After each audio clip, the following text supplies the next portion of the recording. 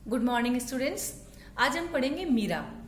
मीरा के पद प्रसिद्ध हैं, पद ही गाए जाते हैं। इनकी रचना का जो रचना इन्होंने जो संकलित की वह पदों के रूप में है। मीरा का जन्म 1503 और मृत्यु 1546 में हुई। इनका जन्म जोधपुर के चौकड़ी कुड़की गांव में 1503 में हुआ माना जाता है। 13 वर्ष की आयु में इनकी शादी हो गई थी। इनका विवाह हुआ महाराणा सांगा के कुंवर भोजराज से, परंतु इनका विवाह जल्दी ही खत्म हो गया, अर्थात इनकी पति की जल्दी ही मृत्यु हो गई। इनकी माताजी की भी जल्दी ही देहांत हो गया था और कुछ साल बाद ही इनके पिता भी युद्ध के दौरान और ससुर का भी देहांत हो गया। भौतिक जीवन में इनको बहुत निराशा हुई। इन्होंने दुख की छाया में अपना जीवन व्यतीत किया। मध्यकालीन भक्ति आंदोलन की आध्यात्मिक प्रेरणा ने जिन कवियों को जन्म दिया उनमें मीराबाई एक विशिष्ट कवियत्री हैं। इनके पद पूरे उत्तर भारत सहित गुजरात, बिहार और बंगाल तक प्रचलित हैं। मीरा हिंदी और गुजराती दोनों की कवियत्री मानी जाती हैं। संत रैदास इनके गुरु थे और इनकी 7 से 8 कृतियां उपलब्ध हैं। मीरा की भक्ति दैन्य है और माधुर्य भाव की है। दैन्य मतलब इन्होंने अपने आप को दासी बनाया, दास्य भाव की भक्ति है, और माधुर्य यानी इन्होंने केवल माधुर्य शब्दों का प्रयोग किया, मधुर शब्दों का प्रयोग किया, माधुर्य भाव माने जाते हैं।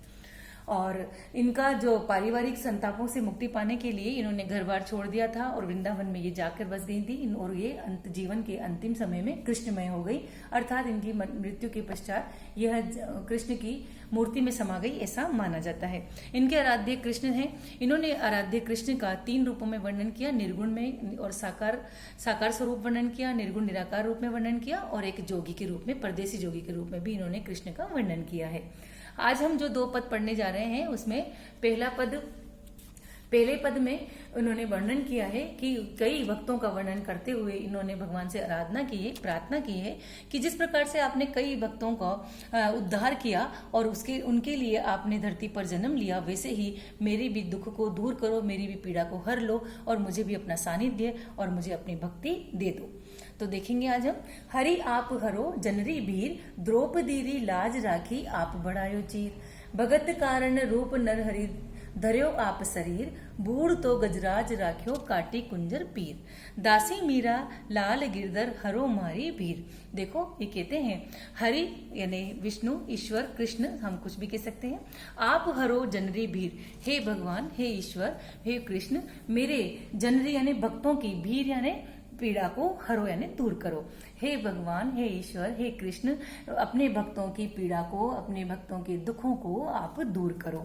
अब उन भगवान को अपने दुख को दूर करने से पहले वह बताना चाह रही हैं कि आपने पहले भी, ऐसा नहीं है कि मेरे ही दुख को दूर करने के लिए मैं आपसे अनुरोध कर रही हूँ, आपने पहले भी कई भक्तों का जो जिन्होंने भी आपको पुकारा उनकी पीड़ा को, उनके दुखों को आपने दूर किया है, इसलिए आप उनकी याद करते हुए, उन भक्तों की याद करते हुए आप मेरे भी दुख को दूर करो। तो सबसे पहले कहती हैं, उदाहरण देती हैं कि द्रौपदी री लाज राखी आप बढ़ायो चीर, जिस प्रकार से आपने भरी सभा में द्रौपदी को अपमानित होने से, निर्वस्त्र होने से आपने उसे बचाया और उस भरी सभा में आपने चीर बढ़ा करके, वस्त्र बढ़ा करके उसकी और उसकी लज्जा की संरक्षण किया, उसी प्रकार से आप मेरी भी और ध्यान दें, मेरी भी पीड़ा को दूर करें। तो द्रौपदी ने जब आपको पुकारा तो आपने उसकी रक्षा की। भगत कारण रूप नरहरि धर्यो आप शरीर। फिर दूसरा उदाहरण देती हैं कि जिस प्रकार प्रहलाद भक्त प्रहलाद जो प्रसिद्ध भक्त हैं, उनके लिए आपने कारण यानी उनके लिए नरहरि रूप धारण किया, नरहरि रूप का शरीर धारण किया, जो कि प्रकृति से बिल्कुल विपरीत है। ऐसा शरीर जो कि कभी भी प्रकृति में उपलब्ध नहीं है, ऐसा अस्वाभाविक कार्य किया आपने अपने भक्त के लिए। तो कृष्ण ने जब प्रहलाद के लिए, या विष्णु ने जब भक्त प्रहलाद के लिए हिरण्यकश्यप से रक्षा करने के लिए उन्होंने आधा शरीर मनुष्य का और आधा शरीर सिंह का यानी नरसिंह रूप धारण किया था, उसका वर्णन कर रही है यहाँ पर। भगत कारण की भगत के लिए यानी भक्त प्रहलाद के लिए आपने नरसिंह अवतार या नरसिंह का शरीर धारण करके आपने अवतार लिया और कश्यप को मार करके भक्त प्रहलाद की रक्षा करी। वैसे ही आप भी मुझे इस संसारिक दुखों से रक्षा करो। फिर अगला उदाहरण देते हैं वो, बूढ़ तो गजराज राख्यो काटो कुंजर पीर, कि आपने क्या किया, बूढ़ता है डूबता हुआ, गजराज है इंद्र का ऐरावत हाथी के लिए बोला इन्होंने कि आपने जब ऐरावत हाथी, जो इंद्र का ऐरावत हाथी है, जब वह जल में स्नान करने के लिए गया तो उसने मगरमच्छ ने उसके पैर को पकड़ लिया और वह पानी में खींचने लगा। तो जैसे ही वह खींचने लगा वैसे ही उस ऐरावत हाथी ने विष्णु का नाम लिया, हरि का रूप स्मरण किया।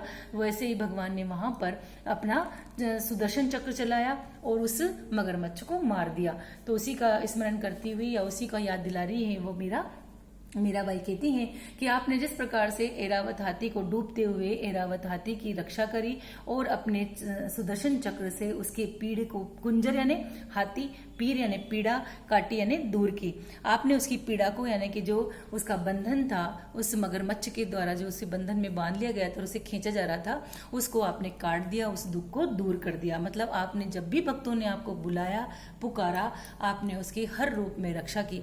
तो आज मीरा भी आपकी जो दासी है, जो दासी भाव स्वीकार कर चुकी है, आपकी केवल एक निष्ठ भक्त है, वह भी आपको उसी प्रकार से बुला रही है और आप भी आओ और मुझे अपने सानिध्य में लो, मुझे अपनी भक्ति दो, ऐसा अनुरोध करती हुई कहती हैं, दासी मीरा लाल गिरधर हरो मारी पीर। कि मीरा कहती हैं कि हे गिरधर, गिरी को धारण करने वाले गिरधर कृष्ण, हे नंद के लाला, मेरी जो आपकी दासी है वह कहती है कि मेरी भी पीड़ा को, मेरे भी इस सांसारिक दुखों से दूर कर दो और मुझे अभी अपने सानिध्य में, अपनी भक्ति में ले लो।